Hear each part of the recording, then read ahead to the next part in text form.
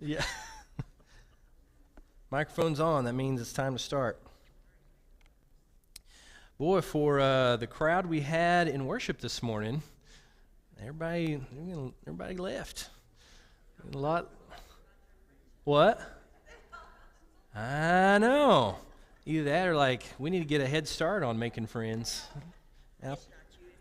Yeah. It is a holiday. It is a holiday. What? We do. We had a good number in here last week. It just kind of ebbs and flows a bit, doesn't it? We are in Jeremiah chapter 46 this morning. So we have been on a rush tour through the prophecy of Jeremiah, spanning 40 years of ministry, and we are wrapping it up today, then turning our attention to Lamentations for the last 3 weeks of this series. So next week we'll begin Lamentations, and we'll take 3 weeks to work through Lamentations, which are poetic reflections and laments on the events of that Jeremiah discusses, and you can find them in 2 Kings and other places. The fall at Jerusalem, so offers a very personal look of the people who experienced it. So we'll get there next week. And this morning we are closing out Jeremiah 46 through 52. I've started trying to come back to this in chapter 1, verse 10 is really Jeremiah's mission statement given to him by God. I have set you this day over nations and over kingdoms to pluck up, to break down, to destroy, to overthrow, to build, and to plant. Most of Jeremiah is about plucking up, breaking down, destroying, and overthrowing. Then there's a brief section that is on building up and planting.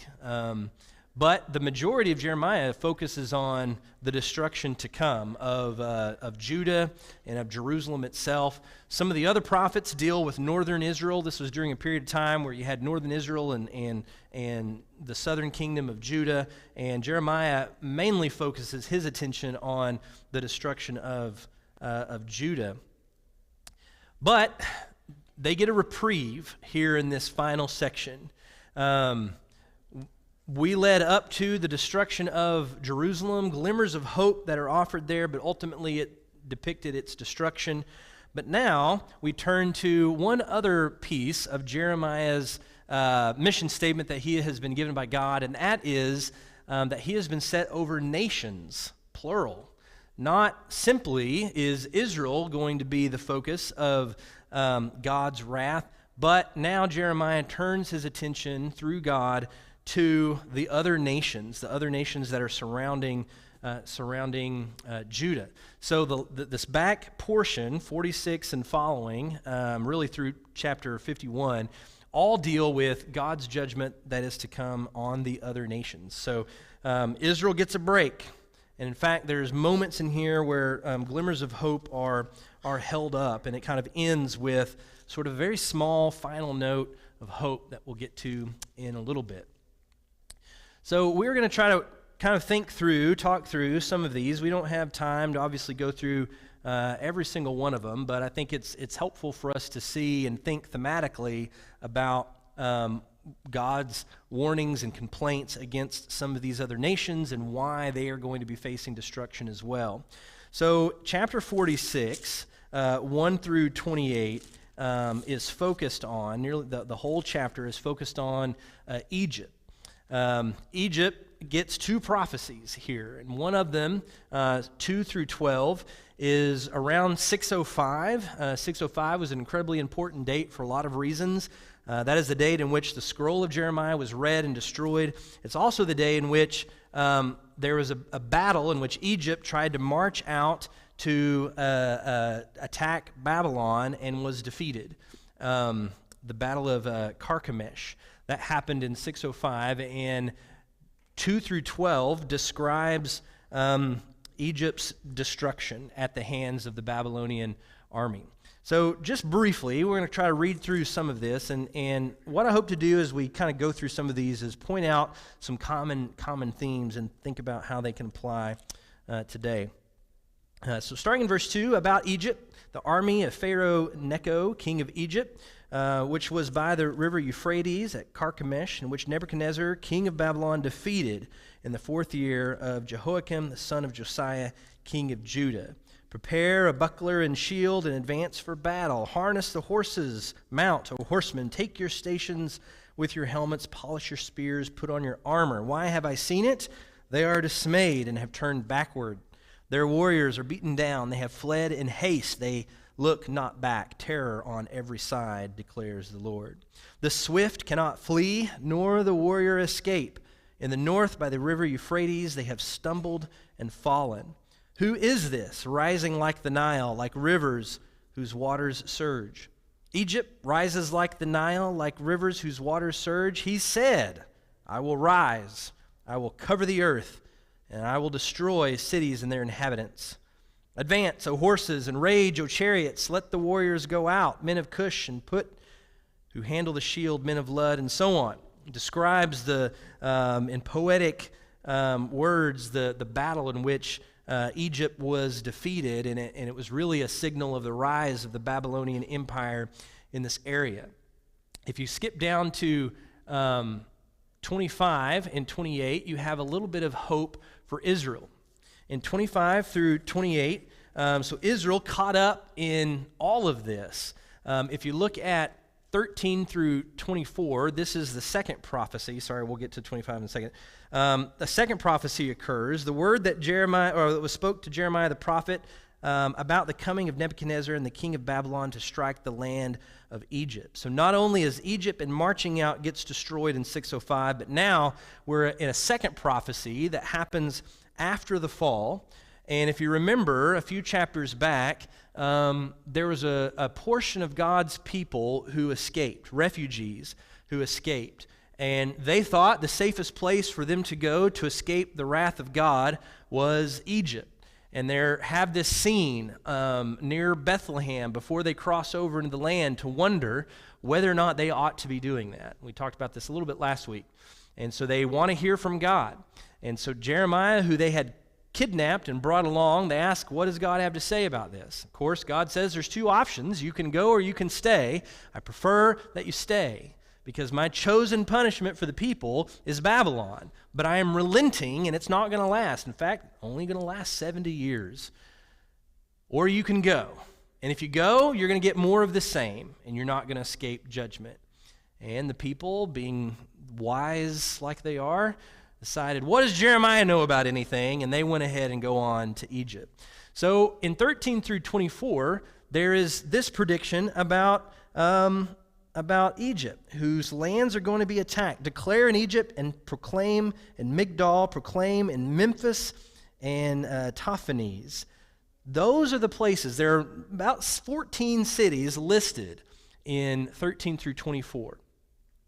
These are all the cities listed are all the cities in which the refugees of Judah and Jerusalem fled and settled in.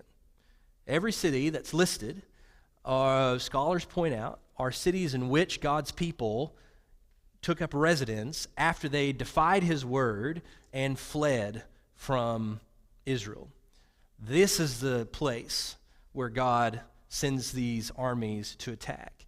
They thought they could escape God's justice by running.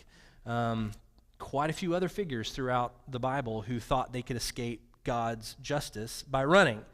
Jonah is one that comes to mind, of course, trying to get away from what God wants and finds himself in the belly of a fish. They find themselves in the belly of Babylon. So God's people pursued all the way into Egypt and face the judgment that he had planned for them. But this ends with a word of hope. So now let's go to 25 through 28.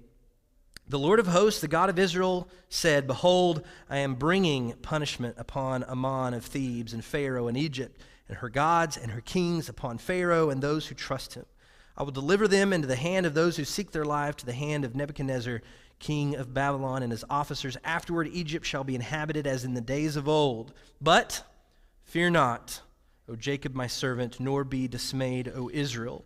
For behold, I will save you from far away. They've escaped far away. I will save you from far away, and your offspring from the land of their captivity. And of course, we know what happens. Eventually, God's people are returned to Jerusalem. Jacob shall return and have a quiet and ease, and none shall make him afraid. Fear not, Jacob my servant, for I am with you. So they seek to escape the justice of God, fleeing to Egypt, and God's justice follows him there. There is one note in here that we're going to see over and over again that is listed as the downfall of Egypt. If you go back to verse 8, Egypt rises like the Nile and rivers surging like waters. He said, Egypt, I will rise, I will cover the earth, and I will destroy cities and their inhabitants. Pride. Egypt had pride in their own prowess and their own ability, and they were boasting about this ability. It is a theme that is going to show up over and over again as we read through God's judgments and warnings against so many of these other surrounding nations of Egypt, these notes of pride and their own prowess. And we'll look at those as we go through. He turns to the Philistines next in chapter 47. It's very short here, so we'll just read through it. The word of the Lord came to Jeremiah the prophet concerning the Philistines before Pharaoh struck down Gaza. Did I say we'll read it? We don't have time to read all of it. So let me just point out a few of the things about each of these. I've read through these about 4 or 5 times this week. I highly encourage you to go back and read through it because they are worth reading.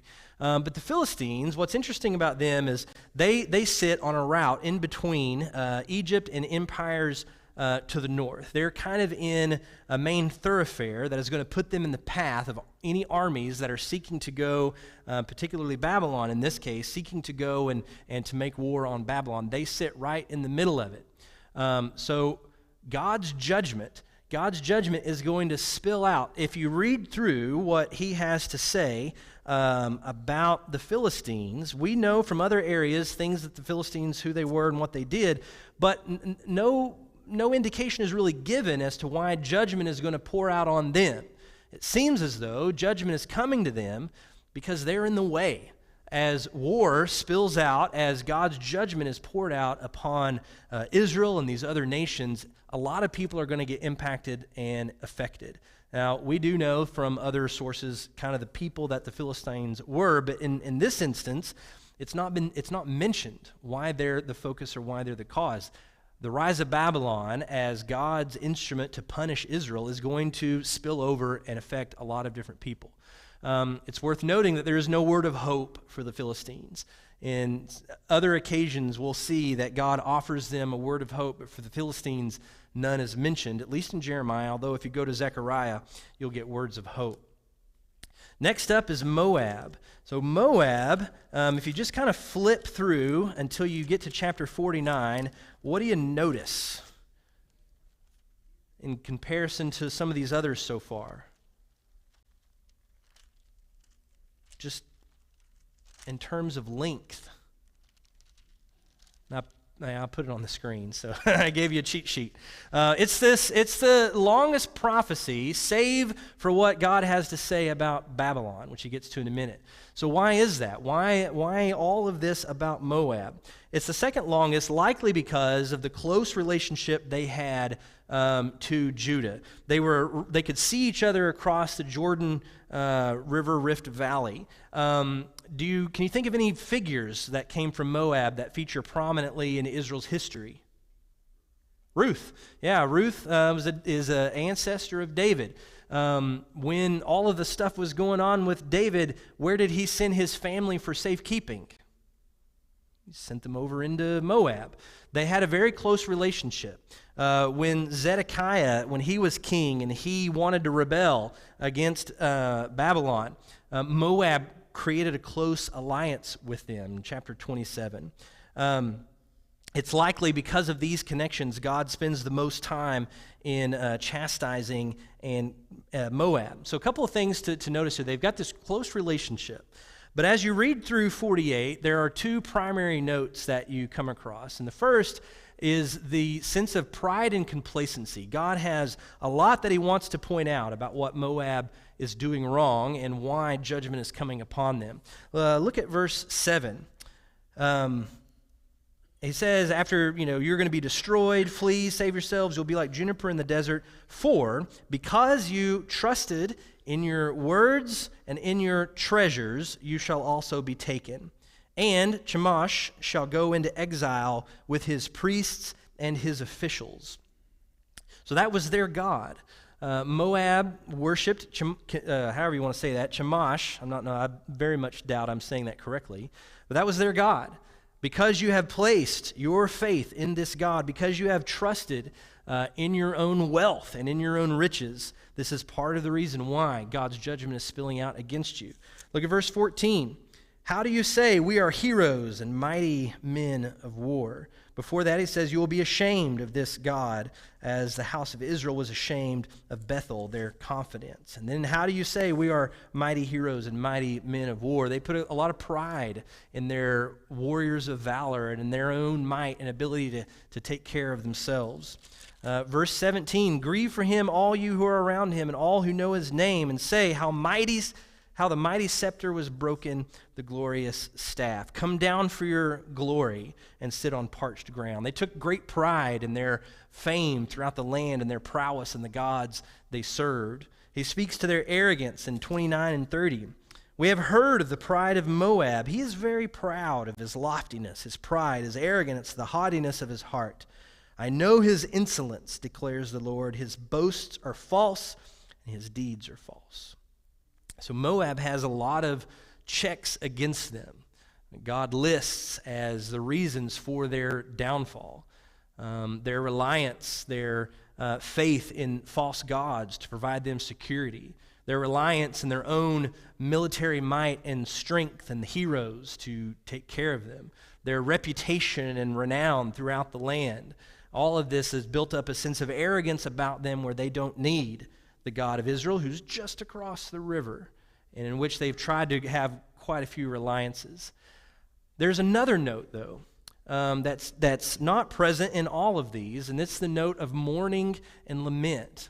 There is a summons in 17 and 20. Moab put to shame for its broken wail and cry. There is a call for others to come and lament their faith, but most unusual in 31 through 36, therefore I wail for Moab. I cry out for all of Moab. God himself is weeping for Moab and for what's to come. In their close relationship with Israel, God had hoped that they would be converted, that Israel would do its job, but their trust was placed in all of these other things. And so their downfall comes and God weeps and wails. This tells us something about the character of God. He does not take pleasure in the death of the wicked. God wants all to come to know him. He doesn't take pleasure in their destruction, but their destruction is a result of their own behavior. However, there is a note at the very end where things can turn around. Yet I will restore the fortunes of Moab. In the latter days, declares the Lord. Thus far is the judgment on Moab. This restoring of their fortunes is picking up language from chapters 30 through 33. That phrase was used 7 times to describe what God was going to do in returning Israel. He uses the same language to describe what he is going to do for Moab. The next section contains 5 smaller prophecies. They're not as long or given as much attention to the ones so far or to what he is going to do for Babylon. But in 49 through 50, just really this one chapter contains 5 smaller prophecies about these various regions. So he first addresses Ammon, and in verse 4 he references their arrogance. Why do you boast of your valleys, O faithless daughter, who trusted in her treasures, saying, who will come against me? He chides them for their trust in a worthless God. Wail, O Heshbon, for Ai is laid to waste. Cry, O daughters of Rabbah. Put on sackcloth and lament. These are the gods they served. He's calling on them to wail for what they could not do for their people. But there's also a note of restoration. But afterward, I will restore the fortunes of the Ammonites. So this is in the north of Moab. This is just south of Syria. It's closer to Israel than it is to Judah. But they are not going to escape God's wrath. He next addresses Edom, starting in verse 7. For Edom, there is no restoration offered. Edom is going to be attacked. It is going to be destroyed. Edom is famous for its intellectual wisdom, for its mountain fortresses. God will bring all of that low. Edom is said to have had a vicious relationship with Israel. Edom was known to have attacked after Jerusalem fell to Babylon when everybody's hurting and the city is wrecked. Edom comes in, they plunders Jerusalem, they carry some of the people away. They showed no mercy. So God is showing no mercy to Edom. There's no marker of hope for Edom. Next, he addresses Damascus. Would be sort of modern-day Syria. Again, we don't hear much, if anything, about why this city is being attacked. Damascus was said to be a very beautiful city, but where it sits is north in the path of invaders as they would come down from Mesopotamia. And the turmoil of this war is going to touch on them. No real word is given if they did anything to bring this on themselves, or if because of the deeds of Israel and Judah, God's sending Babylon to punish them is going to spill out over onto all other kinds of nations. Then this last two, Kedar, which would be sort of modern-day Arabia. Kedar was very far to the east, and they thought themselves very safe as a result of that. If you look at 49, 30, and 31, flee, wander away, and dwell in the depths, O inhabitants of Hazor, declares the Lord. For Nebuchadnezzar, king of Babylon, has made a plan against you and formed a purpose against you. Rise up, advance against a nation at ease, that dwells securely, that has no gates or bars, that dwells alone. They were sort of a more nomadic group of people, and they felt themselves separate and apart because they were far away in the deserts. They had no major walls. They felt very secure in the fact that they were so far away. God says your distance from this is not going to save you. Interestingly, Kedar is named for Ishmael's son, Ishmael of Genesis chapter 25. And also in Isaiah, if you go and read in chapter 60, verse 7, Kedar is mentioned as one of the nations that will receive sort of a restoration, and that they would be attracted to the light that God would dawn when his new creation is established. And I find that fascinating. If you go into Acts and at the day of Pentecost, people from Arabia or Kedar were said to have been there to be a part of Pentecost and to respond. So this prophecy made about Kedar, its destruction, but also its eventual return is fulfilled there in Acts. And then finally you have Elam, or what would be sort of Persia. This is an area that is about as far away as you could get. It's the head of the Persian Gulf, southern Iran. Eventually, this area was assimilated into the Persian Empire. It's on the far side of Babylon. It also is going to experience the fallout of this war. But what he says in the return of Elam and Persia in the latter days, in verse 39, I will restore the fortunes of Elam, declares the Lord. And it echoes what God has said he would do for Israel. So before I go to the next one, where I'm going to show some of the themes that are showing up in here, I just want to pause for a minute. And as we've kind of hurriedly walked through these prophecies of all these different nations and kingdoms, what are some of the themes that have jumped out to you that seem pretty common?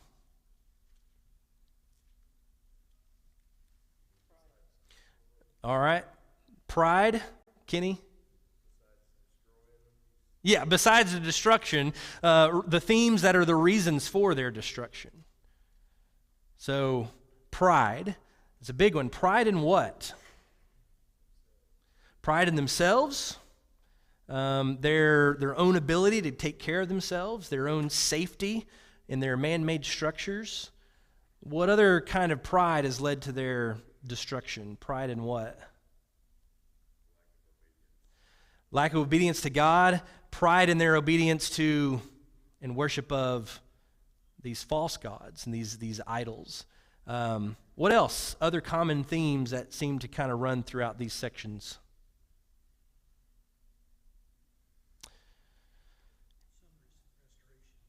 Yeah, there's elements, notes of restoration, which is odd paired with the idea of, well, we'll just go here, the idea of judgment. So we'll talk through some of these. One, the folly of human arrogance and inflated ambition. So one of the themes we see throughout that has led to their downfall is their arrogance in what they can do themselves.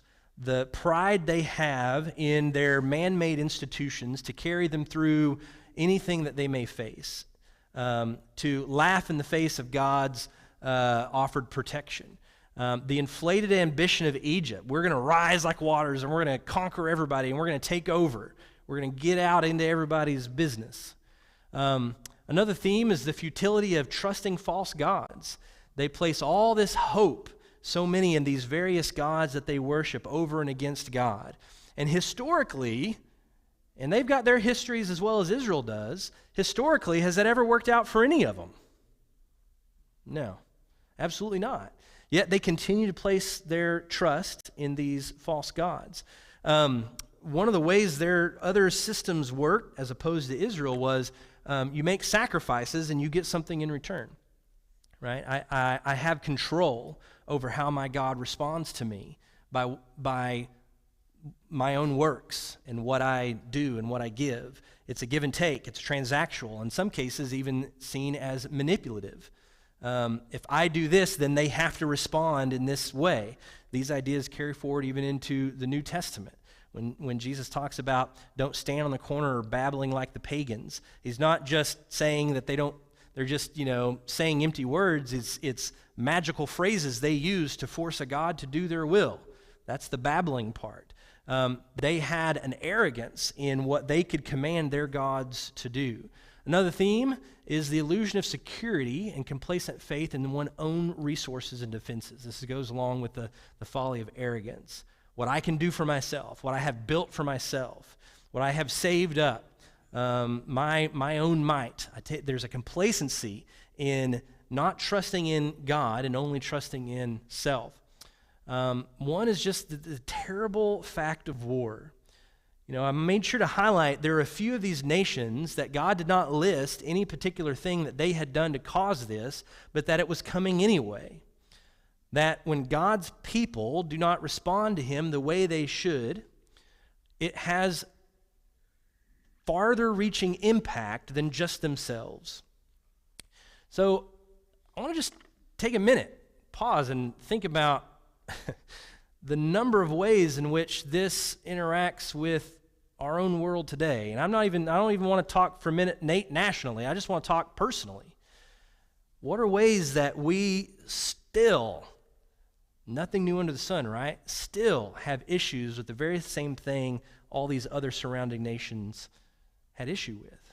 What are things that you have seen personally in your own life that you might have struggled with? Falling away from God. What's that?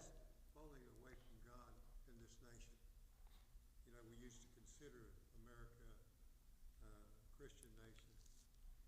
I don't know what that measurement was, or whatever it was. I don't think it can be claimed today. Yeah. Christian nation. It'd be hard to. I think it'd be hard for anybody to claim that. Other things that maybe you personally have seen in your own life. I'll just mention a few of mine. It's weird to even you think about it in these terms, given the job that I have, right, as a minister. But oftentimes I rely more on my sort of academic knowledge of things rather than a personal faith in something. That's something I struggle with a lot. When I read the Bible, I read it to pull it apart, examine it, and it's what I know that gets me through. But when things get really difficult and challenging, what I know doesn't mean anything. But it's what I believe and where I place my true faith and trust, not in my own ability to make something happen, but in God. I don't know how this is going to work out. I don't know what's going to happen, but I trust you to get me through or to see me through whatever that looks like, and not to I'll say it like this, it sounds weird, to be apathetic to the result. What I mean by that is it's in God's hands. I am not trying to control or move the path. I'm apathetic to where it goes if I know God is getting it somewhere. Does that make sense? Other thoughts? Any of these, illusion of security or trusting in, what about trusting in false gods? Do we have problems with that today?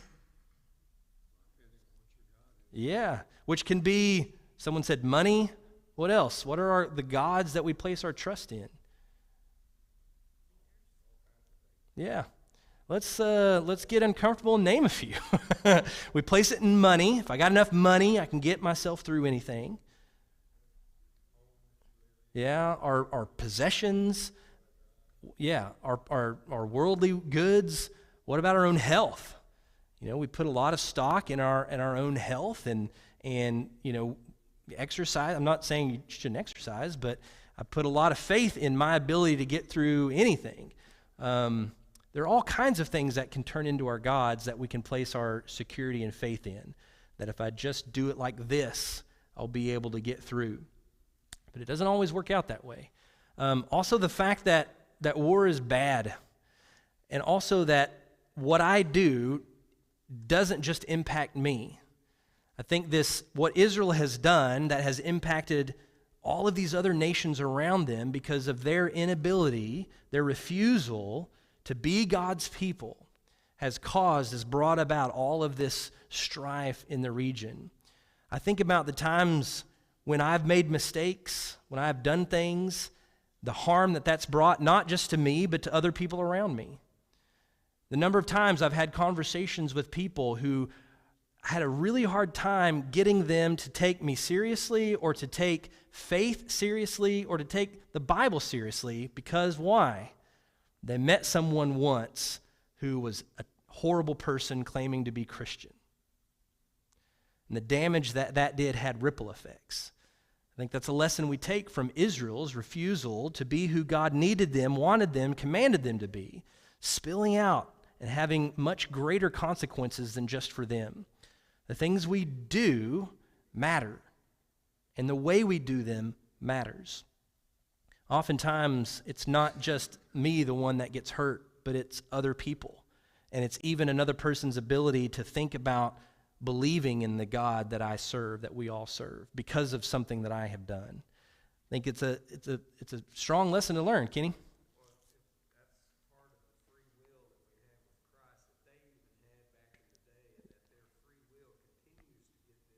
Yeah.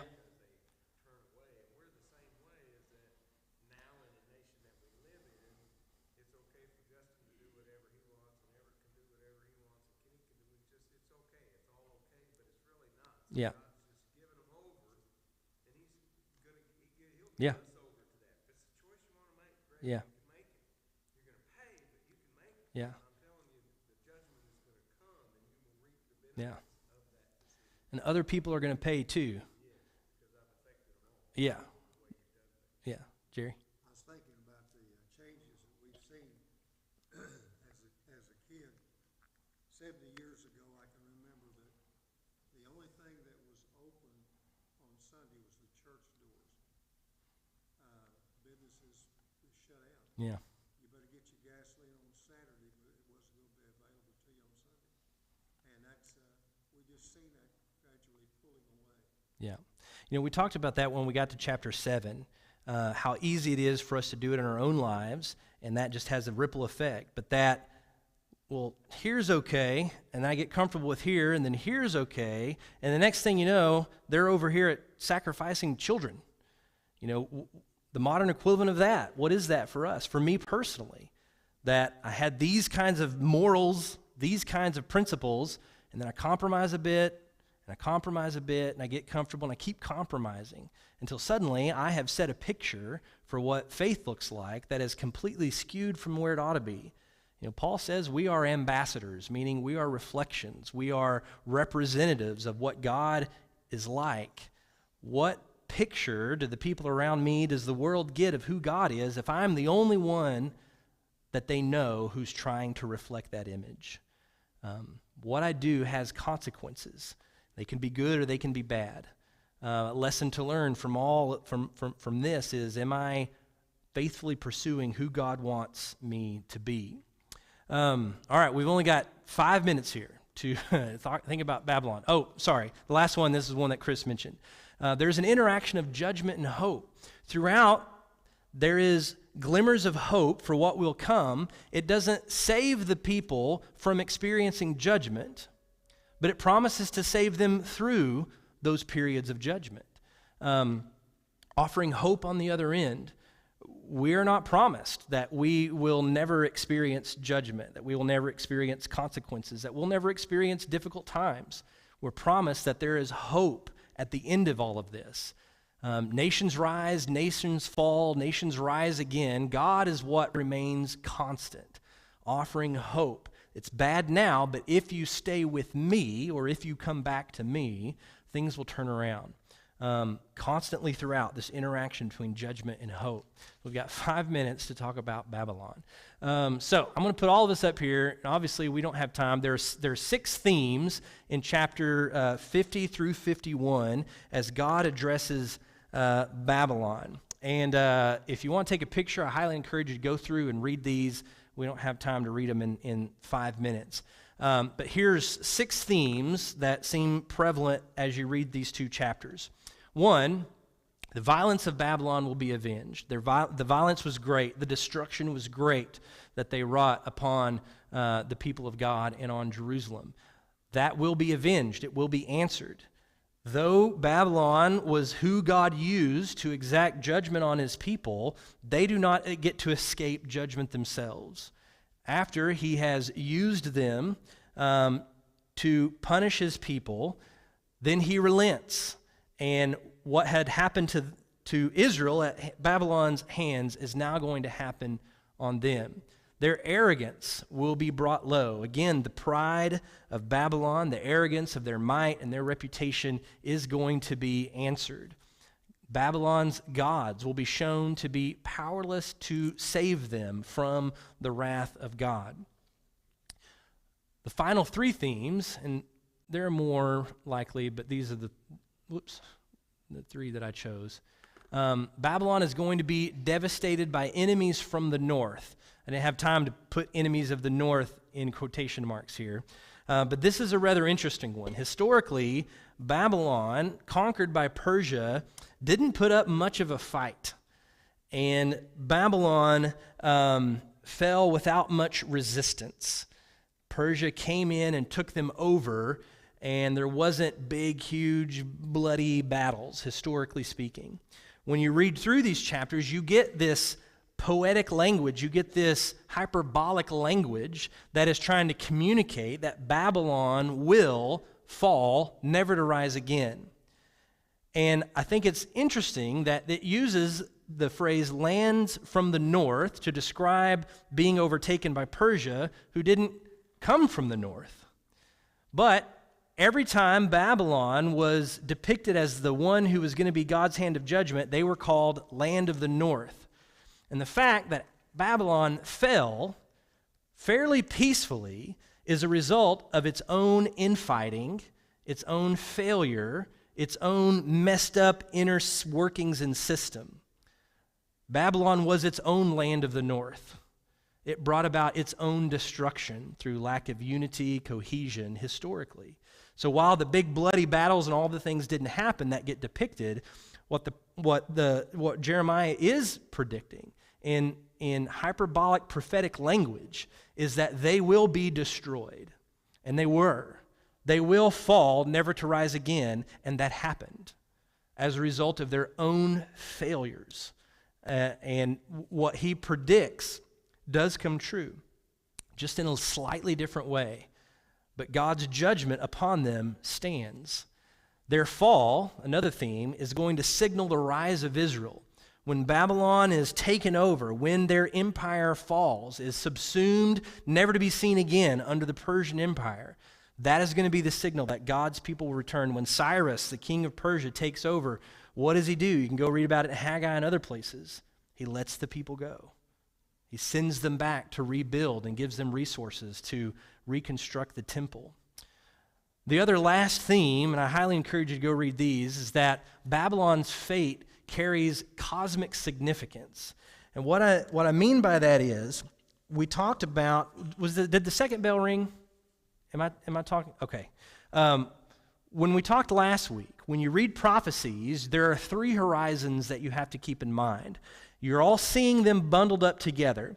The first horizon is what's going to happen in the prophet's own world, things that are going to happen during this time. The second horizon is what occurs when Jesus arrives on the scene. That's the second one, right? And the third one is when he comes back. But he's talking about all of them intermixed. Their fate is a representative of evil in the world falling under the might and the justice of God. Those are 3 horizons met. Babylon's fall, when Jesus comes to wage war on evil, sin, and death, and when he comes again in the resurrection of all believers, that is the final moment in which death is swallowed up by victory. That is the cosmic significance. Babylon is held up as the epitome of evil in the world, and its fall represents what God is doing on a cosmic grand scale that he is accomplishing throughout history, finding its final culmination in the resurrection of Jesus and in the resurrection of believers. 1 Corinthians 15. Okay, second bell is rung. We finished Jeremiah. I didn't get to chapter 52, but chapter 52 kind of works like a summary. It summarizes, hits on a lot of the key important dates, reaffirms the theological message that God is overcoming evil in the world, and it offers a pastoral purpose. At the very end of Jeremiah, you see a king being lifted up, and that is the king of the line of David.